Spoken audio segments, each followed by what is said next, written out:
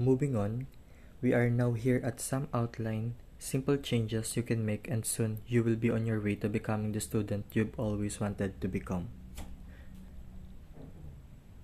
The first one is set goals. Goals, both short and long term, are a great way to measure your success. If you don't have goals in sight, you have nothing to achieve or strive for in your courses. If you set concrete goals for yourself, it's easier to become motivated and measure your success in those goals. Whatever your goal is, be sure to write them down and be specific. For instance, I want to earn at least a +1 in my major subject. Maybe Mr. Agustin wants to achieve a good grade in math or English course. Make sure your goals are realistic. While you should challenge yourself, you shouldn't set yourself up for failure either. Remember, you can always set higher goals once you've achieved your first set.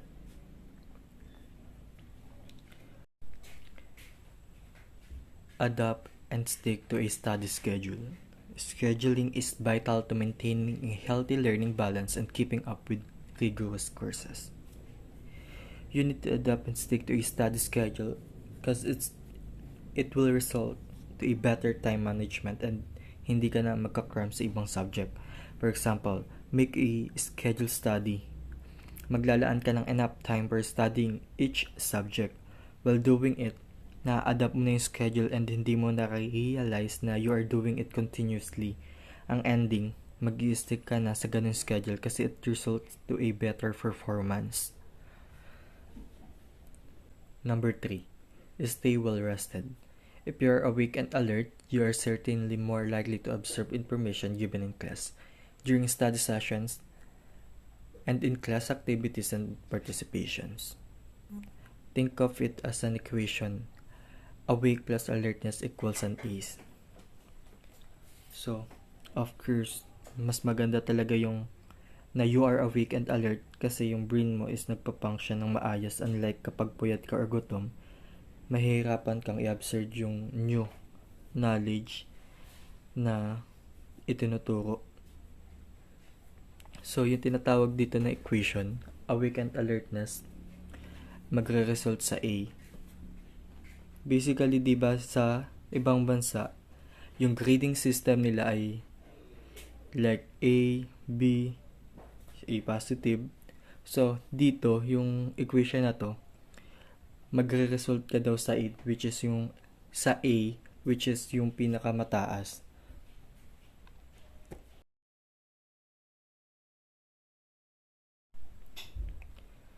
Take advantage of educator resources. In addition to attending class, there are a variety of resources available to aid students in thriving and achieving in class. TA office hours and study review sessions are amongst the resources offered within specific classes.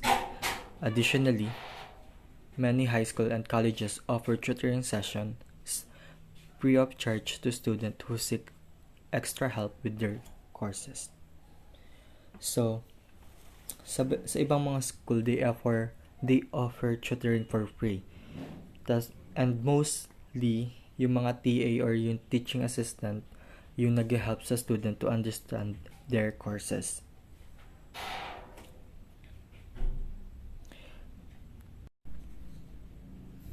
Number 5. Healthy study techniques for proper exam preparation.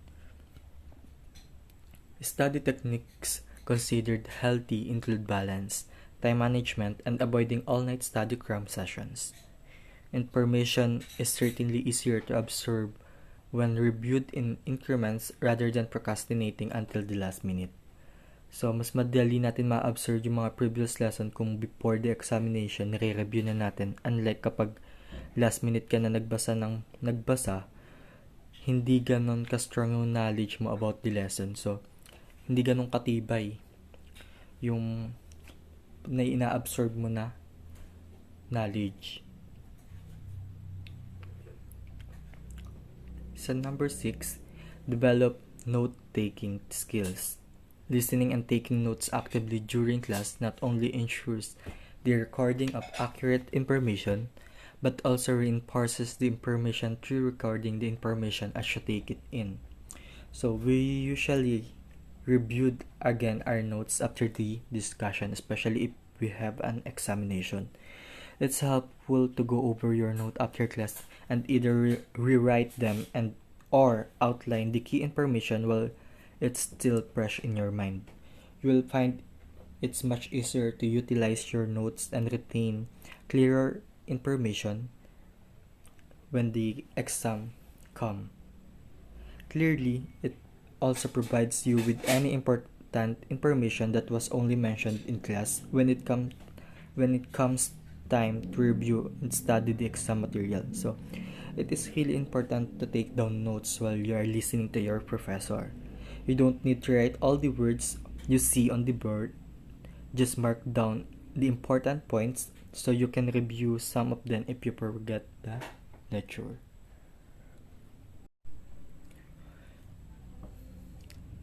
Number 7. Extracurricular activities. Try to create a life outside of academics like participation in extracurricular activities such as intramural sports or college clubs.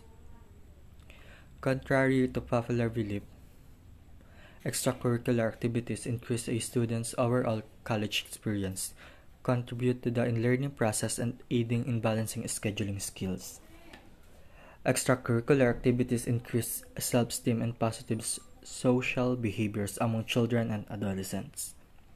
Extracurricular activities are also a suggested strategy to increase social support system, develop social skills and relationships, and enhance neighborhood creations. Number 8. Study buddies. Collaborating with other students is a great way to learn, as long as you are sure to choose students who you will stay on task with. Try finding various students in your class rather than friends you already have. It can expand your social group and you are more likely to stay focused on the schoolwork. So, students who form study group with one another can often learn more through learning by teaching. When students explain concepts to one another, they are able to learn and absorb the information more easily. Inversely, students that may need clarification on areas of study are able to ask peers in order to be able to better understand the course materials. So, mas maganda na nagkakaroon ka ng study buddies kasi it can help you to be more focused on schoolwork and madali mong maiintindihan yung isang topic kasi makaklarify mo sa study buddies mo.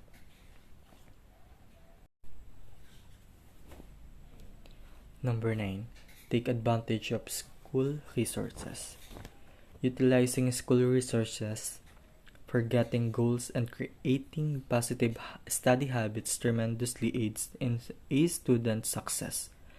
School resources are abundant, and students who take advantage of such resources are much more likely to succeed. Such resources include the utilization of school libraries, career centers, and school centers that provide tutoring and knowledge. For example, writing centers and math center.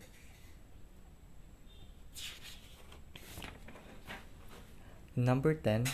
Take on a manageable course load.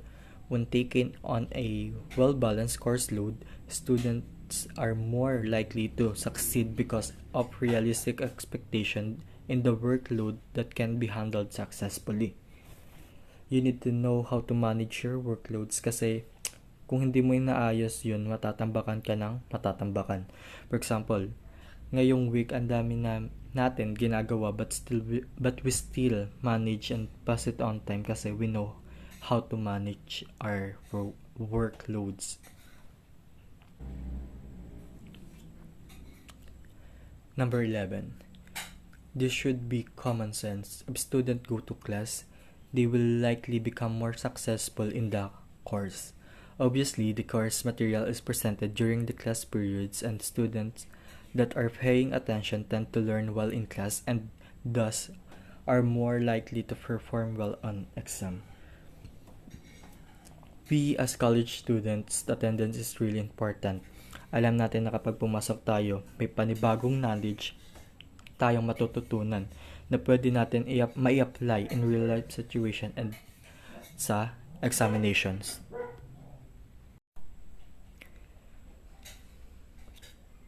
Number 12. Participation. Going to class is one thing, but paying attention and participating in class is another. If you listen to the lessons, questions are likely to arise. If they come up in class, ask. If you're too shy in a large class, wait and ask the professor after class or during office hours. So it's important to know, however, that if you've got a question, it's likely that other students have the same question as well. But whatever you do not wait until it comes time to study for the exam. That's all, and that is the whole Module 12, which is the Learning to be Better Student. Thank you.